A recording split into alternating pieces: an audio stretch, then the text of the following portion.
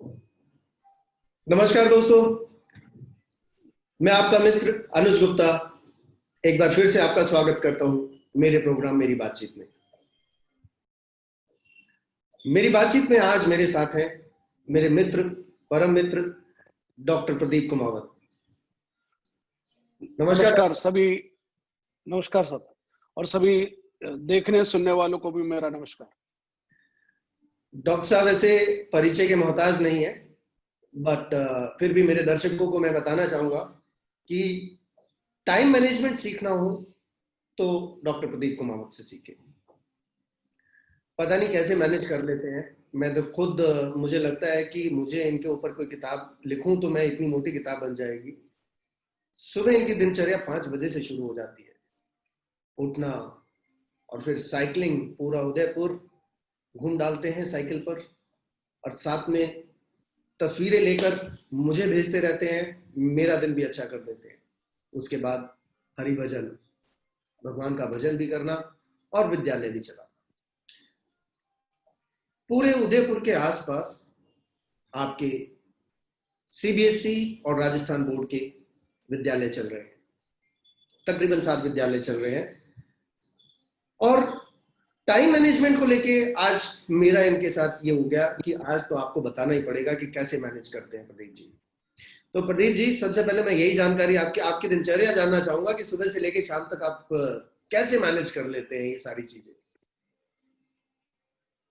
मेरा ऐसा मानना है कि जो व्यक्ति सवेरे 5 बजे उठ जाता है तो उसके पास इतना समय हो जाता है कि वह अपने सवेरे 9 बजे तक अपने दिन को एक तरह से पूरी तरह व्यवस्थित कर पा लेता है। अन्यथा क्या होता है, जो लोग लेट स्टार्ट करते हैं उनका सब काम भागम भाग में आधा अधूरा छूट जाता है। तो सबसे बड़ी बात टाइम मैनेजमेंट की जो मैं मानता हूँ वो है सवेरे 5 बजे से पहले या 5 से 5:15 के बीच में उठ जाना। तो मैं सवेरे जल्दी उठ जाता हूँ, इसलिए मैं अपने सारे इस क्रम को मैनेज कर पाता हूँ। और मैं समझता हूँ कि सवेरे की ऊर्जा सर्वाधिक महत्वपूर्ण बात है कि सवेरे वी आवर्स में मॉर्निंग में जब आप उठते हैं उस समय प्रकृति के साथ जब आपका तारतम्य स्थापित होता है तो आप इतने ऊर्जावान हो जाते हैं, आपको लगता है कि कोई एक नई एनर्जी आपके साथ है। तो जो लोग देरी से उठते हैं उनसे मैं एक कहूंगा कि एक दिन जल्दी उठ के और प्रकृति के साथ जाकर देखें और सूर्योदय को देखें तो उनको लगेगा कि वास्तव में लेट उठकर हमने जीवन में बहुत कुछ खो दिया। तो टाइम मैनेजमेंट में सवेरे जल्दी उठना सर्वाधिक महत्वपूर्ण है, बाकी फिर क्रम अपने आप बनता चला जाता है। नहीं, लेकिन साथ में आप वो जो शौक रखते हैं तस्वीरें खींचने का, और तस्वीरें खींच के पूरे देश विदेश में अपने मित्रों को शेयर करते हैं, वो भी अपने आप में एक सराहनीय है कि हम मेरे उदयपुर ना होते हुए भी आप मुझे पूरा उदयपुर दिखा देते हैं। अब मेरा ऐसा मानना है कि प्रकृति हमें बहुत कुछ देती है। हम प्रकृति को कभी खुली आंखों से उससे बातचीत नहीं करते, प्रकृति बातचीत करती है। जब मैं सवेरे साइकिल पर जाता हूं तो मुझसे लगता है कि मुझे कभी चिड़िया बात कर रही है, मेरे पास में से कभी कभी सांप भी निकल जाते हैं। कई बार आसपास से पैंथर का इलाका भी है उस तरफ, तो कई बार उनकी भी आवाजें, एक बार हमको पैंथर से सामना भी करना पड़ा। तो प्रकृति में यूं लगता है कि हमको केवल डर ही डर है, ऐसा नहीं है। प्रकृति में बहुत सी सुंदरताएं हैं, ऐसे ऐसे फूल खिलते हैं, ऐसे ऐसे पेड़, यूं लगता है जैसे आपका स्वागत करने के लिए फूल गिरा रहे हैं।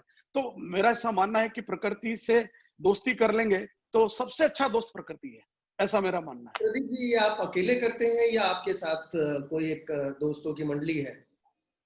नहीं, मेरे साथ प्रकृति होती है और मैं होता हूँ, क्योंकि दोस्त होंगे तो वो बातचीत में समय निकल जाएगा।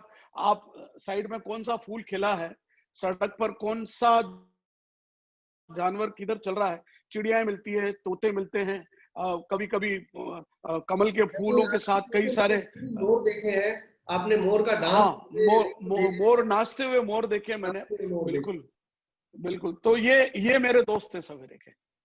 Great sir. और कितने किलोमीटर की आपकी साइकिलिंग हो जाती है मॉर्निंग में? मॉर्निंग में करीब कभी 19 हो जाती, कभी 25 हो जाती है। कभी कभी एक थोड़ा सा एक लैप छोटा और मैं मारता हूँ तो वो 25 हो जाती है। बाकी 19 किलोमीटर तो रोज का है ही। तो अच्छा, वो मतलब साइकिलिंग करके आप अपने आप को फिट रख रहे हैं, और ये फिटनेस इस समय कोरोना काल में तो बहुत जरूरी है। कि जी जो इस समय महामारी चल रही है और इस समय फिट होना बहुत जरूरी है। अनुज जी, एक बात और मैं आपसे दर्शकों को शेयर करना चाहूंगा। इस कोरोना काल में एक काम बहुत अच्छा हुआ, और वो हुआ सारे जिम बंद हो गए तो सारी दुनिया की जितनी साइकिल थी वो बिक गई। दुनिया में सबसे बड़ा बूम अगर किसी बिजनेस में आया तो साइकिल बिजनेस में आया। अब बिल्कुल। ये बात अलग है इस कि समय वो साइकिल की फिटनेस के शॉर्टेज है, लिए, शॉर्टेज है मार्केट में। हाँ शॉर्टेज है, बिल्कुल सही कह रहे हैं आप। तो मुझे कई लोग कह रहे हैं कि आपके पास 2-4 साइकिल, एक हमको दे दो। मैंने कहा भैया मैंने चलाने के लिए ली है, तो कोई चलिए। नहीं, अच्छा है। तो आपका रात का सोने का भी प्रदीप जी जल्दी का होता है या आप देर से सोते हैं?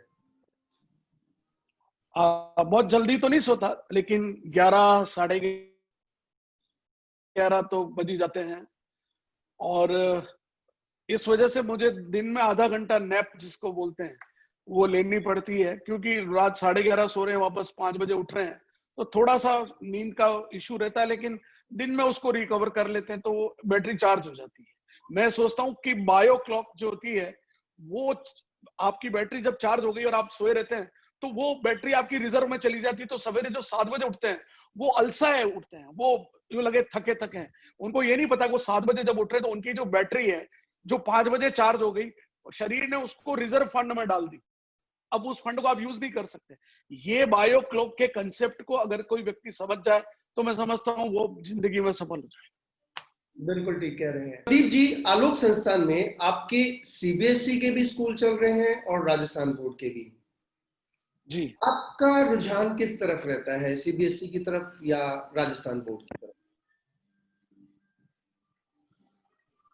दोनों की अपनी इंपॉर्टेंस है। राजस्थान बोर्ड में पहले चूंकि स्कोरिंग की दृष्टि से राजस्थान बोर्ड थोड़ा टफ पड़ता था, लेकिन जब से इंटरनल असेसमेंट आया है, और अब तो सिलेबस तो मोर और लेस वही हो गया जो सीबीएसई का, वही राजस्थान बोर्ड है, लेकिन राजस्थान बोर्ड में इंटरनल असेसमेंट के जो और 40% मार्क्स हैं, कई कुछ सब्जेक्ट में 20 कुछ में 40 हैं, तो वो 20% मार्क्स एक सपोर्टिव मार्क्स की तरह होते हैं 10th और 12th के बच्चों के लिए। तो राजस्थान बोर्ड में स्कोरिंग अच्छी हो जाती है, तो जिनको स्कोर करना है और कंपटीशन में आगे बढ़ना है तो राजस्थान बोर्ड अच्छा है, और जिनको थोड़ा इंटरनेशनली एक्सपोजर के हिसाब से आगे बढ़ना है तो सीबीएसई बेटर है। बट प्रदीप जी का मैं अपने दर्शकों को बताना चाहूंगा कि यह उद्देश्य रहता है कि गांव गांव में शिक्षा मिले। इन्होंने हर कस्बे में अपने बच्चों को पढ़ाने का बीड़ा उठा रखा है, और स्पेशली जो कन्याओं को एजुकेशन देने का। और जो मैंने देखा कि भाई कहीं पर कोई सक्षम नहीं है तो उस पर भी एक विशेष दृष्टि रहती है आलोक संस्थान की, प्रदीप जी की। प्रदीप जी, एक आपने पीछे मैंने एक आपकी फोटोज वगैरह देखी थी कि मनोहर पारिकर जी को बुलाया था उदयपुर में। तो वो जी, क्या आयोजन किया था जिसका एक बहुत गुणगान हुआ था कि मनोहर पारिकर जी आए उदयपुर में? क्या था वो? हिंदू अध्यात्म सेवा संगम का एक बहुत बड़ा आयोजन उदयपुर में हुआ, और उसका जो वंदे मातरम जी जी हाँ, वंदे राष्ट्रीय वंदे मातरम के नाम से कुछ था। राष्ट्रीय वंदे मातरम, यानी पूरे देश को यदि कोई गीत जोड़ सकता है, हम राष्ट्रगान हमारा है वो तो खैर महत्वपूर्ण है, लेकिन ये राष्ट्रीय गीत भी है। तो वंदे मातरम जब हम बोलते हैं तो हमारे मन में एक जज्बा, उस वो स्वतंत्रता आंदोलन का मन में एक रोंगटे खड़े करता है हमारे शरीर में। तो उसका एक बहुत बड़ा आयोजन, अब तक का उदयपुर का सबसे बड़ा आयोजन कहूंगा, जिसमें करीब 70,000 विद्यार्थियों ने भाग लिया। तो उस वंदे मातरम के माध्यम से हिंदू आध्यात्मिक सेवा संगम का आगाज किया गया। तो उस समय देश के रक्षा मंत्री एक रेगुलर फ्लाइट से आप देखिए व्यक्ति की सादगी का परिणाम, वो चाहते तो सेना के विमान से आ सकते थे, जी जी। लेकिन स्वयं रेगुलर फ्लाइट से आके उन्होंने इस वंदे मातरम के कार्यक्रम में मुख्य अतिथि के रूप में भाग लिया। तो एक संदेश गया लोगों को कि वीआईपी कल्चर से बाहर निकलिए, जमीन से जुड़े रहिए, और वो संदेश वंदे मातरम के माध्यम से दिया। और एक बात और उससे जुड़ी हुई है, वो दिन था जिस दिन नरेंद्र मोदी जी ने नोटबंदी करी थी, तो वो चीज कनेक्ट हो गई। पूरे दिन भर मनोहर पर्रिकर जी का वंदे मातरम का कार्यक्रम पूरे नेशनल चैनल पे चला और शाम को वो कट होते ही नोटबंदी में कन्वर्ट हो गया। बहुत ही मतलब खूब। लेकिन आप ये बात कर रहे हैं कि उदयपुर का ये सबसे बड़ा प्रोग्राम था, लेकिन जिस हिसाब से आपने मुझे बताया कि 70,000 विद्यार्थी वहां पर जुड़े हुए थे वंदे मातरम प्रोग्राम में, तो यह केवल उदयपुर का नहीं, मुझे लगता है कि पूरे भारत का एक बड़ा प्रोग्राम रहा होगा। सब मेरे को ये बताइए कि जो उदयपुर में एक नए प्रकाश उत्सव की आपने शुरुआत कर दी, पूरा उदयपुर प्रकाशमय हो जाता है। एक दिन आपने ऐसा सोच लिया कि भैया पूरे उदयपुर को मैंने दीपों से जगमग करना है। क्या उद्देश्य है और किस वजह से आपने ये सब किया? हाँ अनुज जी, आपने दो प्रश्न एक साथ पूछ लिए। एक तो हमारा अखिल भारतीय नववर्ष समारोह जो है, पूरे देश में नववर्ष को स्थापित करने का काम हमने किया। उसमें हम दीप प्रवाह का कार्यक्रम झीलों में करते हैं और दूध तलाई पर आतिशबाजी करके उस दिन पूरे दिवाली की तरह उदयपुर को सजा देते हैं। तो तो ये वो एक नव संवत जब हिंदू कैलेंडर का शुरू होता है जी हाँ, चैत्र शुक्ला एकम के दिन, तो उसको पूरे देश में स्थापित करने का काम आज से कोई 37 साल पहले मेरे पिताजी ने शुरुआत की और अब मैं उसका एक राष्ट्रीय संयोजक के नाते इस पूरे कार्यक्रम को देख रहा हूं। तो ये एक बड़ा कार्यक्रम हमने किया और अब ये स्थापित हो गया। दूसरी बड़ी बात जो आप कह रहे हैं प्रकाश उत्सव की, वो प्रकाश उत्सव दीपावली के कुछ दिन पहले, 2 दिन पहले, 3 दिन पहले ग्रामीण अंचल में वनवासी बच्चों के लिए उनके घर दिए जले अभियान चलाते हैं। ये उसमें मिठाई, उनके घर दिया जले, मेरे को याद नहीं आ रहा जी हाँ, आपने जो उनके घर दिया जले। जी जी। तो उसमें मिठाई, कपड़े, दीपक, लक्ष्मी जी का चित्र और पटाखे, वो सब ग्रामीण बच्चों को जाकर हमारे अब स्कूल के बच्चे उनको बांटते हैं। It means to share, it is not a service. समरसता एक शब्द है। समरसता कैसे आएगी? समाज, कुछ लोग ऊपर हैं, कुछ नीचे हैं, समरस कैसे होंगे? तो उन गरीब बच्चों के तबके के बच्चों को शहर के बच्चों से मिलाना, आपस में समरस करना, उनके साथ खेलना और फिर उनको मिठाई खिलाना, ये समरसता का एक बहुत बड़ा अभियान है। It is a real education basically. When you preach them, they simply here and it will go through the another year. But when you focus on activity, when you are doing practically, when you are interacting with the same community in that way, ये जो समरसता का भाव है वहां से पैदा होता है और वो दिखता है लोगों को वास्तव में। हाँ, हम ग्रामीण बच्चों के साथ खेल रहे हैं, उनके साथ मिठाई खा रहे हैं, उनके साथ दीपावली की खुशियां शेयर कर रहे हैं। That is what we are doing. जी, आपका बहुत अच्छा ख्याल है कि जो आप बच्चों में ये जागरूकता ला रहे हैं, और यह एक दिन की बात नहीं है, यह उसकी एक जिंदगी भर रहने वाली बात है। ये एक मॉरल एजुकेशन की बात करें या एक होलिस्टिक एजुकेशन की बात करें कि उसके अंदर एक नया प्रकाश डालना, एक खाली प्रकाश एक दुनिया को नहीं, आप एक बच्चों के अंदर एक नई ज्योति देके भेज रहे हैं उनको कि लाइफ टाइम वो इस चीज को समझे और बड़े छोटे का भाव खत्म कर कर समरस होकर कि उस समरस को बांटे कि एक को बांटे। बहुत अच्छा प्रयास है। और मैं अपने दर्शकों को ये बोलना चाहूंगा जो देख रहे हैं इस समय, सुन रहे हैं या आगे भी देखेंगे, कि यह प्रयास हमें अपने देश में, विदेश में सब जगह लाना चाहिए और सब इस चीज को लेकर चले, सब आगे बढ़े इसी तरीके से, कोई भेदभाव ना हो और सब मिलकर चले।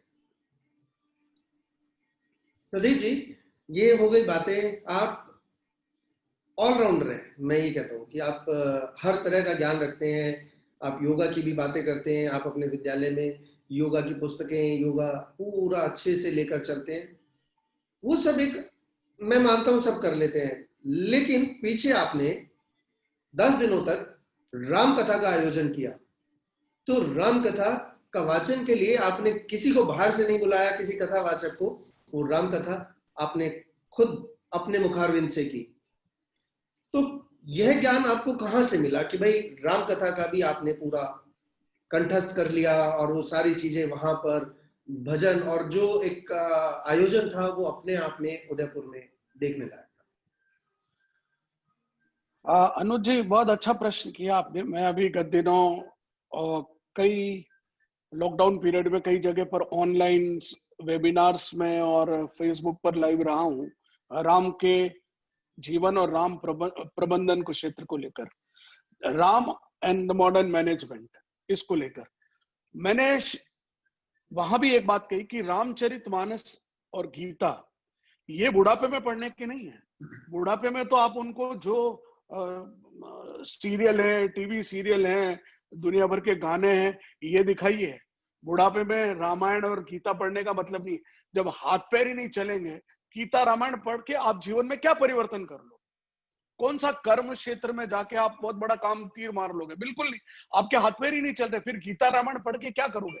हमारे यहाँ पर संस्कृति में एक गलत परंपरा चल गई कि गीता रामायण को बुढ़ापे में पढ़ना चाहिए और बाकी समय में लाल कपड़े में बांध के प्रणाम करना चाहिए। ये बेवकूफी भरा काम है जो समाज ने पता नहीं किसके कहने पे स्थापित कर दिया। मैं उसका पुरजोर विरोध करता हूँ, कहता हूँ कि गीता और रामायण पढ़नी है तो जवानी में पढ़िए, बचपने में पढ़िए, ताकि सारा जीवन आगे का सुधर सके। तो कहां से शुरू करें? मैंने कहा मेरे यहां से शुरू करता हूं। मैं 9 दिन तक लगातार बच्चों को मैंने राम कथा सुनाई, और चूंकि मैं तो बचपन से राम कथा पढ़ता आया हूं, तो मैंने शोध करी। अगर मेरी कोई दूसरी पीएचडी है, तीसरी भी, चौथी भी है, बहुत सारी पीएचडी है, लेकिन राम कथा में भी मेरी पीएचडी है। मैंने राम के वही प्रसंग लिए जो लोगों को नहीं पता है। तो ऐसे कई प्रसंगों को, जैसे एक बात मैं कहता हूं कि लोग ये सोचते हैं कि केकई और मंथरा ने मिलकर भगवान राम को वनवास भेजा। तो ये सब वो ऊपर के क्रम में था कि देवताओं ने सरस्वती को भेजा कि जाओ इस समय तुम उनकी जीवा पर बैठ जाओ, और वो उस जीवा पे जाकर बैठी और उसने वो गलत वर मांगे। तो ऐसे ये शोध करने की बात है कि उन्होंने, देवताओं ने ऐसा क्यों किया। अगर देवता ऐसा नहीं करेंगे तो वनवास नहीं मिलेगा, वनवास नहीं मिलेगा तो रावण का वध कैसे होगा।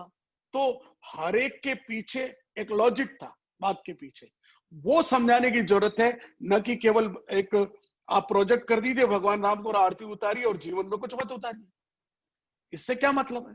तो जीवन में भगवान राम को भगवान मत समझो आप, भले मर्यादा पुरुषोत्तम श्री राम जो दुनिया के सबसे सर्वोच्च आदर्श हैं, उनको स्वीकार करने के लिए शिक्षा में जोड़ना चाहिए। और नई शिक्षा नीति जो अभी कह रही है, वो यही कह रही है कि हमारी सनातन संस्कृति के उन मूल तत्वों को जोड़कर आगे बढ़ना होगा। वो मैंने किया, बस इतनी सी बात है। नहीं, बिल्कुल सही। और आपने जो आज मुझे लगता है कि जितने भी लोग देख रहे होंगे या देखेंगे, मैं आने वाले टाइम में जितने लोगों से मिलूंगा, ये आपने एक बहुत अच्छी चीज बताई है कि हम एक वृद्धावस्था में जाकर रामायण या किसी भी धार्मिक ग्रंथ की बात करते हैं कि अब उम्र है तीर्थ करने की या कुछ ऐसा धर्म कर्म पढ़ने की। लेकिन नहीं, वास्तविकता तो यही है कि युवावस्था में उनका अनुसरण करने के लिए आपको उस समय पढ़ना चाहिए, उस समय उसका ज्ञान होना आपका जरूरी है। यह आज प्रदीप जी आपने बहुत अच्छी बात बताई है कि यह तो एक युवा के लिए पढ़ने की चीज है। वृद्धावस्था में जाके तो एंजॉय करें, क्योंकि उसके कर्म तो हो चुके हैं। हाँ, बिल्कुल सही बात है जी, बहुत बढ़िया बात। एक बात अनुज जी मैं और शेयर करूंगा, आपके लिए भी है, आप कैसे उसको लेते मुझे नहीं पता। मैंने पूरे लॉकडाउन पीरियड में भगवत गीता के जो कठिन है, संस्कृत थोड़ी कठिन पड़ती है लोगों को, तो मैंने उस संस्कृत के श्लोकों को, पूरे 700 श्लोकों को, 18 अध्यायों को काव्यात्मक रूपांतरण किया है मैंने उसका, इस लॉकडाउन पीरियड में। Great sir, great. तो वो मैं किताब आपसे थ्रू कहीं न कहीं पहुंचेगी पूरे सभी स्कूलों में, पूरे देश के, ऐसा मानना। सब जगह हम, मेरा कार्य रहेगा कि हम सब जगह इसको पहुंचा पाए। जी प्रदीप जी, ये बात हो गई हमारी, योगा की भी बात हुई हमारी, और राम कथा को लेके आपने आज मुझे बताया कि पीएचडी कर रखी है आपने तो पूरी रामचरितमानस पर, और पूरा वो कर रखा है। लेकिन साथ ही साथ मैंने आपके जो मूवी देखी थी, एक दिन मैं आपके साथ जब बैठा था तो महाराणा प्रताप मूवी की बात चल रही थी। आपने बहुत अच्छी मूवी बनाई।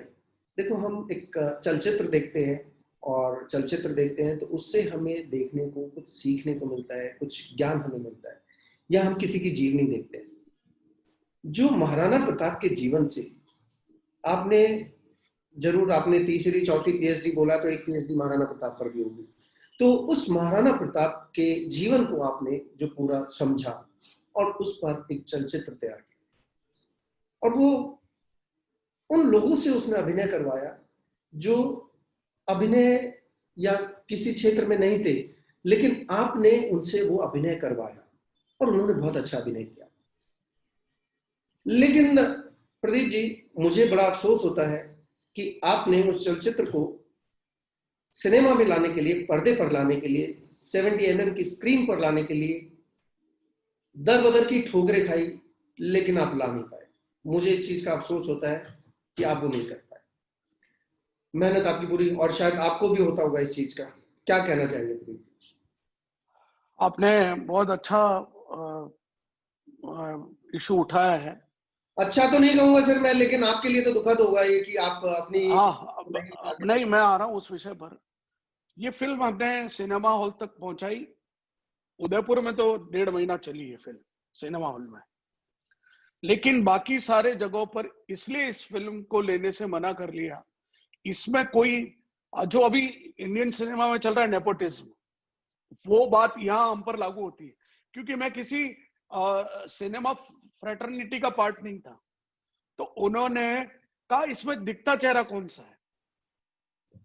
मैंने कहा भाई दिखता चेहरा तो महाराणा प्रताप है, इनको किसी और चेहरे, ऋतिक रोशन की जरूरत है, शाहरुख खान की जरूरत है, कि आमिर खान की जरूरत है। महाराणा प्रताप अपने आप में दिखता चेहरा, आप उसको क्यों नहीं देखते? तो उन्होंने मना कर दिया कि नहीं, यहां पर तो स्टार के चेहरे बिकते हैं, महाराणा प्रताप नहीं बिकते। तो ये जो नेपोटिज्म का जो अभी खुलासा हुआ है, मैं समझता हूं उसके शिकार हम भी हैं। हमारे पास कोई, और फिल्म इतनी अच्छी है, जगजीत जी ने गाना गाया उसमें, और लोकल स्टारों ने, लोकल कलाकारों ने, जिन्होंने इस मिट्टी में, बहुत अच्छा महाराणा प्रताप की मिट्टी में पल बढ़कर बड़े हुए, उसमें खेले, प्रताप उनकी रग रग में, उन्होंने जो अभिनय किया आपने तो देखा खुद, कितना जी। जीवंत अभिनय किया। तो समाज को ये चिंतन करना चाहिए। मैंने राजनाथ सिंह जी को भी फिल्म दिखाई, उन्होंने भी प्रशंसा की, वसुंधरा जी ने भी प्रशंसा की, मोदी जी को मैंने बुलाया था, वो उदयपुर आए, उस समय मुझे सर्टिफिकेट नहीं मिला, रिलीज नहीं कर पाए। लेकिन ये समाज के चिंतन की कि छोटे स्तर पर क्रिएटिविटी को कैसे प्रमोट किया जाए। अब सोशल मीडिया आया है, इसके माध्यम से बहुत सी बातें होगी। लॉकडाउन पीरियड से सोशल मीडिया पर इंक्लिनेशन बढ़ा है लोगों का, तो देखते हैं आपके थ्रू अनुज जी के माध्यम से भी कुछ कर सकते हैं तो करेंगे। अरे, लेकिन फिल्म हमने बहुत अच्छी बनाई बहुत अच्छी पूरे बनाई। देश में। एक और बात अनुज जी की, मैंने फिल्म तो बनाई, अब बच्चों के लिए एक किताब मैंने आ, आ, लिखी है महाराणा प्रताप पर। जैसे आपने झांसी की रानी बनाई, तो आपसे प्रेरणा पाके मैंने महाराणा प्रताप पर लिख दी। वो किताब मैं आपको दूंगा, आप पूरे देश में उसको भिजवाइए। बिल्कुल बिल्कुल, मैं उस नेपोटिज्म में और उस चीज में नहीं फंसने वाला हूँ, और मैं उसको जरूर प्रकाशित करूंगा। आज सुबह ही मैं एक आर्टिकल पढ़ रहा था कि मनोज कुमार जो बॉलीवुड के एक्टर रहे, तो उन्होंने यही सारी चीजें दिखानी चाहिए, पश्चिम और पूरब के बीच का जो जो उस समय एक होड़ लगी हुई थी कि पश्चिम के और वेस्टर्न कल्चर को लेकर, तो वो मूवीज बनाना चाहते थे, लेकिन वो भी नेपोटिज्म का शिकार रहे। तो वो खुद ही मूवी बनाते थे और खुद ही रिलीज करते थे, जो ये देशभक्त की मूवियां होती थी, मूवीज होती थी जितनी भी, तो वो सारी चीजें वो खुद करते थे। तो मुझे लगता है कि आपके साथ भी वही रहा कि आपने बनाई और खुद ही रिलीज करी, कि कोई ऐसा नहीं रहा कि आप पूरे में रिलीज नहीं, वो थिएटर भी हमने किराए पर लिया, और उसने उसने हमसे कुछ एडवांस पैसे ले लिए कि भाई हम वापस दे देंगे, वो पैसे भी खा गए। थिएटर के, थिएटर में फिल्म चली, वो टिकट के पैसे तो नहीं आए, लेकिन हमने जो डिपॉजिट किया था थिएटर किराए पे लेंगे उनको एश्योर करने के लिए, तो वो 3 लाख रुपए वो भी खा गए हमारे। तो ये भी है वो स्थिति। तो एक अलग हो गया सर, लेकिन हम बात करेंगे यहाँ पर कि आपने यहाँ ये जो मूवी जो बनाई होगी, ये उस उद्देश्य से तो बनाई नहीं होगी, कमर्शियल एंगल से आपकी नहीं, मेन पैसा मकसद। कमाना बिल्कुल उद्देश्य नहीं था। मैं मेरा मकसद था कि महाराणा प्रताप का चरित्र जन जन तक पहुंचे, बस। जी जी, मेरी जब भी बात होती है तो राजस्थान तो आपके अंदर ऐसे कूट कूट के भरा हुआ है कि राजस्थान की मिट्टी और राजस्थान के लोग, तो जब भी बात होती है तो आपसे यही बातें होती हैं। और मुझे तो कुछ नाम ऐसे बताते हैं जिनको मैं जानता ही नहीं, मेरे दर्शक भी नहीं जानते होंगे कि कितने योद्धा हुए हैं, कितनी वीरांगनाएं हुई हैं राजस्थान की धरती पर, जिन्होंने अपने जोहर का मतलब हर तरह से बलिदान कर दिया, सब चीज। अनुज जी, मेवाड़ की बात करें ना, तो मेवाड़ पर ही इतने वीर और वीरांगना में हाड़ी रानी हुई, बहुत सुंदर थी, जिसने, हाड़ी रानी सलूमर की रानी थी, पति उनके प्रेम में पड़ गया तो युद्ध पे नहीं जा रहा था, कि मैं तुम्हारी शक्ल बार बार याद आएगी, तो कि उस हाड़ी रानी ने कहा मेरा पति युद्ध पे जा रहा है और मेरे प्रेम की इस सुंदर शक्ल की वजह से नहीं जा पा रहा है, तो उसने अपनी गर्दन काट कर थाली में भिजवा दी कि इसे ले जाओ साथ में। ऐसी वीरांगनाएं इस मेवाड़ भूमि पर। हाकिम का सूर, महाराणा प्रताप के जो सेनापति थे वो हाकिम का सूर थे, पठान थे, मुगल थे, पठान थे, मुगल नहीं थे, पठान थे। फिर भीम सिंह डोडिया जिसने अपने मानसिंह को ललकारा। ऐसे अनेक योद्धा मेवाड़ पर हुए। भामाशाह जैसे ज्ञानवीर पूरी दुनिया में जानते हैं कि भामाशाह जो बनिए थे, जैन थे, उन्होंने अपना सर्वस्व महाराणा प्रताप को समर्पित कर दिया। तो ऐसी अनेक घटनाएं, वीरों की गाथाएं इस मेवाड़ की माटी में छिपी पड़ी। बहुत जानकारी मिली आज दर्शकों को। और प्रदीप जी, मैं आपका बहुत बहुत धन्यवाद करूंगा कि आपने अपना कीमती समय दिया और मेरे दर्शकों को काफी कुछ सीखने को मिला। और सबसे मैं यही कहना चाहूंगा कि जो मैंने प्रदीप जी से सीखा है टाइम मैनेजमेंट को लेके, वो आप सबको सोचना चाहिए, सीखना चाहिए। प्रदीप जी, बहुत बहुत धन्यवाद। बस जाते जाते एक कि मेरा एक लाफ्टर योगा जरूर है जिसमें मैं लोगों को हंसाता हूँ। हो हा। वो कभी एक दिन समय मिले तो उसका लाइव हम लाफ्टर योगा का सेशन जरूर रखेंगे। आप आपका कब करते हैं वो, मैं अपने चैनल पर उसको लाइव सबके बीच में लेके आऊंगा। आप कब, किस डेट पे करते हैं उसको? वो तो आप जिस दिन डेट पे रखेंगे उस दिन संडे को रखें ताकि सब घरों में लोग देख सकें उस हिसाब से। जी, तो मैं उस प्रोग्राम को पूरे इसी अभी इस समय तो यही माध्यम है हमारा जो इंटरनेट के माध्यम, डिस्ट्रेसिंग का, कोरोना पे डिस्ट्रेसिंग के लिए वो लाफ्टर योगा करेंगे बिल्कुल। तो डेफिनेटली वो प्रोग्राम हम जरूर करेंगे। तो प्रदीप जी, बहुत बहुत धन्यवाद आपका। नमस्कार। अनुज जी का मैं बहुत बहुत आभारी हूँ कि उन्होंने मुझे ये अवसर दिया पूरे देश के लोगों से मिलने का।